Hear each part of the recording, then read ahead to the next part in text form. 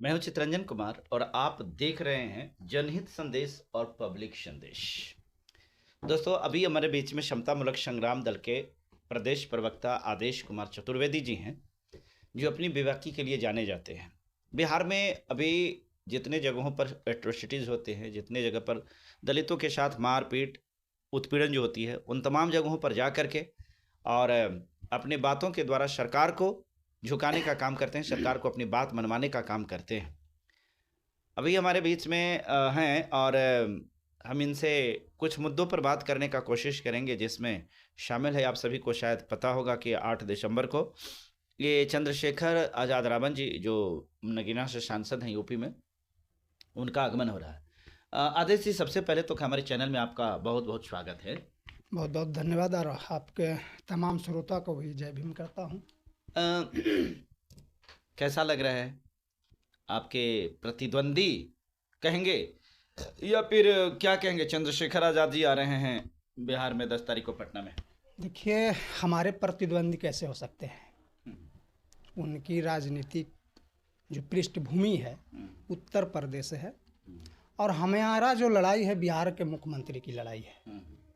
अगर वो बिहार के मुख्यमंत्री बनते हैं तब हमारा लड़ाई हो सकता है, उनसे प्रतिद्वंदी हो सकते हैं। सम्मान है, सांसद बने हैं, बहुत बहुत बधाई है उनका और अच्छा कर रहे हैं, ये कहेंगे। अच्छा कर रहे हैं, बिल्कुल। तो बिहार में भी तो अच्छा कर सकते हैं। आ रहे हैं 8 तारीख को, तो वो अच्छा करने के लिए आ रहे हैं। देखिए, हम जिस देश में रहते हैं वहाँ वर्ण व्यवस्था है, जात व्यवस्था है। जात बहुत बड़ा फैक्टर रखता है। तो जो 40 साल से बिहार भुगत रहा है, तो हमें लग रहा है कि अगर ये चंद्रशेखर रावण जी अगर बिहार को लग रहा है कि हम संभाल लेंगे, तो यहाँ के जनता के लिए धोखा है। जो 40 साल बहुजन समाज पार्टी, जो बहन जी बहुत ताकतवर और शक्तिशाली महिला रही हैं, सम्मान करते हैं बहन जी को, और जो अपने कार्यकाल में यूपी ने किया है वो सराहनीय है, सम्मान करता हूँ उनका। वो चूक यही किए थे कि बिहार, यूपी के साथ साथ बिहार में भी अपना पैठ बनाने की कोशिश की है, लेकिन नेतृत्व यूपी में ही रखना चाहे, जिसके वजह से यहाँ गड़बड़ाया है। उसी नक्शे कदम पर चंद्रशेखर भाई रावण है। चंद्रशेखर भाई रावण भी उसी नक्शे कदम पर है बिहार के, और ऐसा होने नहीं जा रहा है क्योंकि हम लोग भी उन्हीं के साथ थे। जो हमारे राष्ट्रीय अध्यक्ष हैं मनोज कुमार भारती, वो भी भीम आर्मी के प्रदेश प्रभारी थे और मैं भी जहानाबाद जिला का प्रभारी था। और इसी वजह से कि हमारा नेतृत्व की लड़ाई की वजह से हम लोगों ने पार्टी बनाया कि आप यूपी देखिए, हम बिहार देखते हैं। तो हमारी लड़ाई बिहार की है, मुख्यमंत्री। तो वो तो बिहार देखने के लिए आ रहे हैं, क्या आप भी यूपी देखने जाएंगे? देखिए, बिहार देखने के लिए अगर आ रहे हैं तो अच्छी बात है, आए। लोकतंत्र है, कोई भी आएंगे, तमाम लोग का स्वागत है यहाँ। तो आप भी या आपके राष्ट्रीय अध्यक्ष भी यूपी देखने जाएंगे? देखिए, हम खुल के बता देते हैं कि हमारी पार्टी का लड़ाई अभी जो है बिहार पर है। बिहार पर मेरा काम चल रहा है। मात्र 3-4 साल हमारा पार्टी बनाए हुआ है और हम फैलेले चले कि यूपी और झारखंड तमाम जगह पर, तो हम नीचे आ जाएंगे। हमारा फोकस है बिहार पर, बिहार की लड़ाई। आप फैलाएंगे तो नीचे आ जाएंगे, तो चंद्रशेखर भाई तो फैला रहे हैं, तो क्या वो भी नीचे आ जाएंगे? देखिए, ये तो समय बताएगा, ये समय बताएगा कि क्या होगा, और उनका पॉलिटिक्स अलग है, मेरा पॉलिटिक्स अलग है। बिहार में अगर आ रहे हैं तो निश्चित तौर पर वो जो दलित वोटर हैं उन्हीं को साथ देंगे, चूँकि आपको मालूम है 2025 में ही चुनाव होने हैं, तो निश्चित तौर पर चुनावी समीकरण को लेकर के ही आ रहे होंगे, चुनावी मुद्दा पर ही बात करने के लिए आ रहे हैं। आपको नहीं लगता कि आपके पार्टी को नुकसान होगा उनसे? देखिए, लोकतंत्र है और लोकतंत्र में जनता मालिक होता है। तो जनता मालिक होता है, वो काम देखेगा, जो काम करेगा उनका वोट करेगा। पार्टी तो मैंने और पार्टियां बनेगी, चुनाव आते आते तो मैंने 2-4-10 पार्टी और बन जाएगा, बन रहा है, प्रतिदिन बन रहा है। तो जनता भी देखता है कि काम कौन कर रहा है। बिहार के अंदर में जितने भी अभी एट्रोसिटी हुआ, शोषितों पर शोषण दमन हुआ, यहाँ तक कि सरकार के द्वारा जो सर्वे चला करके और गरीबों को, शोषितों को उजाड़ने की जो कोशिश हुई, उसके खिलाफ कौन लड़ा है, ये लोगों से पूछ लीजिए। आपको बता दें, आपके चैनल के माध्यम से बता देना चाहता हूँ कि 11 फरवरी 2024 से ही हम लोगों ने भूमि अधिकार आंदोलन चला रहा हूँ। आपका चैनल दिखाए भी है आप लोगों ने, समझ गया ना। और उसका रिजल्ट है, जहाँ जहाँ भी हम लोगों ने, और वो अभी इलेक्शन की वजह से बंद भी किए थे हम लोग, वो पुनः चलाना चाह रहे हैं हम लोग, क्योंकि कई जगह पर गरीबों को घर को बुलडोजर से खत्म कर दिया गया है, जबकि ऐसा नहीं है।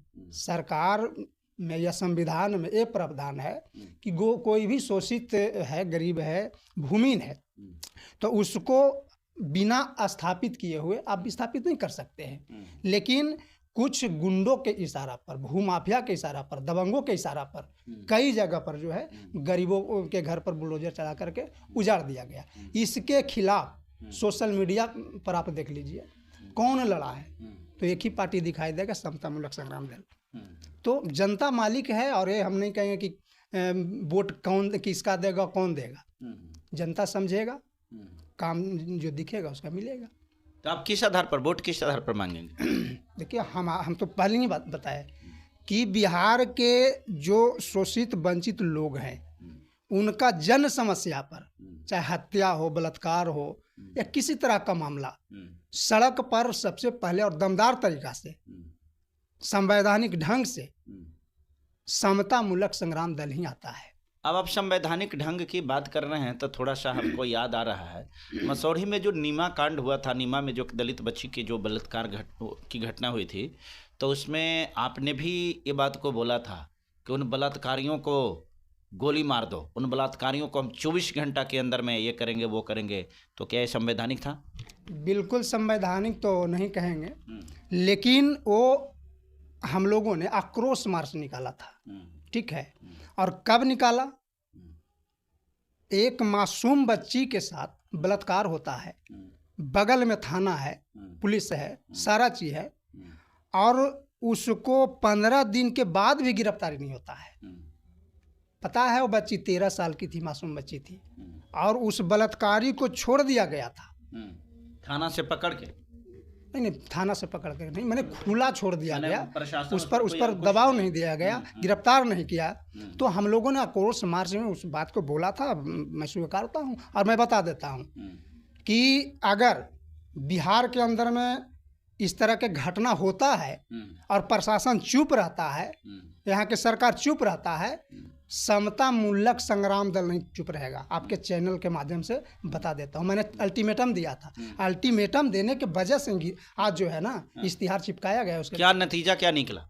जा करके पता कीजिए, नीमा में इश्तिहार चिपकाया गया है, कुछ दिन में कुर्सी जब्ती होगा।